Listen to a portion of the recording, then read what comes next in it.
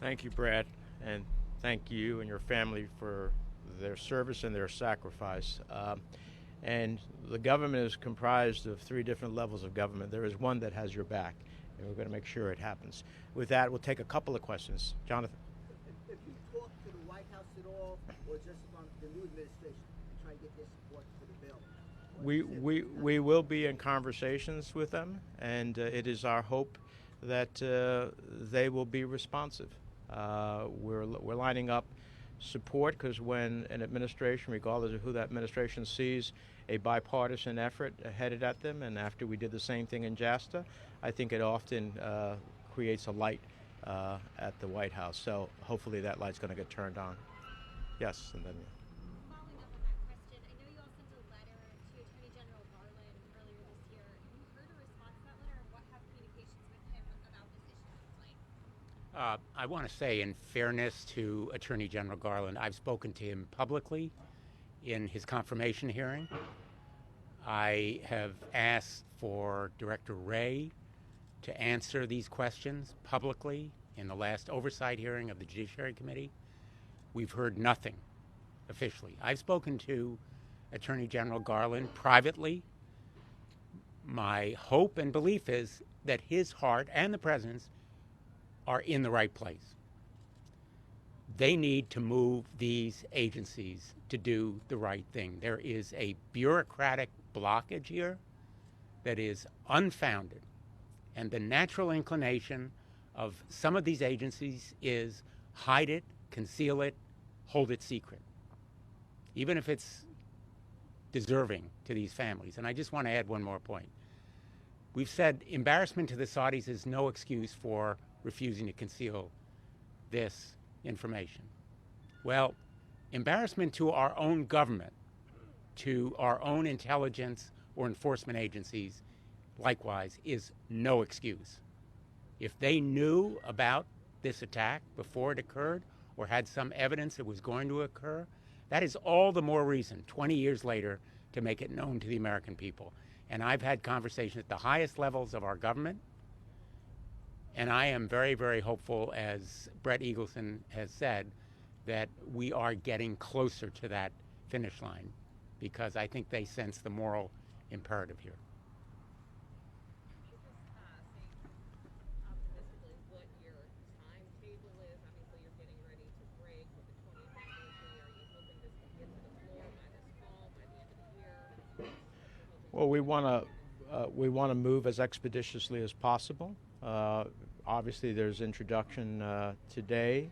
We'll probably close out next week at some point.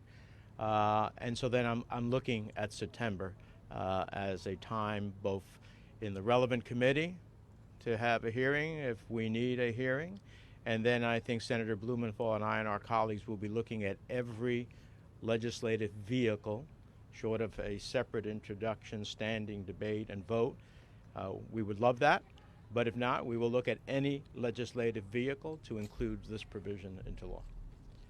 Yes? You have one Republican senator signed on to this right now. Two. Oh, you have two, I'm sorry. Yes, Senator Grassley and Senator Cornyn so far. What other conversations have you had with other Republicans in the Senate, and how receptive they are to this? I've had a few conversations. I don't know, Senator Blumenthal. I know I've had a few, and I think we will get more bipartisan sponsors. Look, it's a simple proposition. Transparency, 20 years later, trumps everything. Pure and simple. Justice trumps everything. That is neither a Republican nor Democratic objective. It is an American objective. And so at the end of the day, I think we're going to get a lot of support, as we did for JASTA. JASTA passed, without one negative vote. I mean, that speaks volumes of what I think the Congress believes is necessary to stand up on behalf of the American people. I will just add, I've had some conversations with Republican colleagues, and when I explain to them what's at stake here, they are immediately outraged, just as they were when past administrations failed to disclose this evidence. And I'll just be very blunt here. You know, in a month, our colleagues are going to come to the floor of the United States Senate, and they're going to make those same speeches that Brett described. President Biden will make speeches about never forget.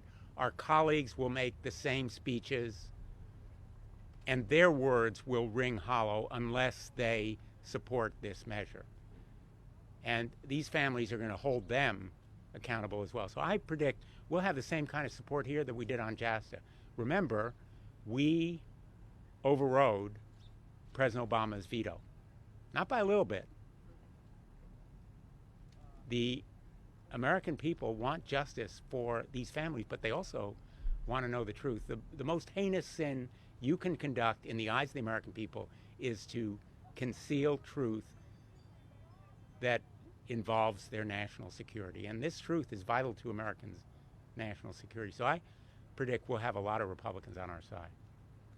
Yeah, and as a footnote to that, JASTA didn't bring an end to the world or to the United States national security globally. So just proves the fact that opportunities like this for transparency and justice don't ultimately undermine America's interests. I think it makes us stronger. Last question. So you bring up certain Republican lawmakers. We actually spoke with Senator Capito. She actually questioned what's the point of bringing up this legislation when it's 20 years out. What's your response to some of your colleagues who have said that because of how long it's been, is there really any more information to dig up?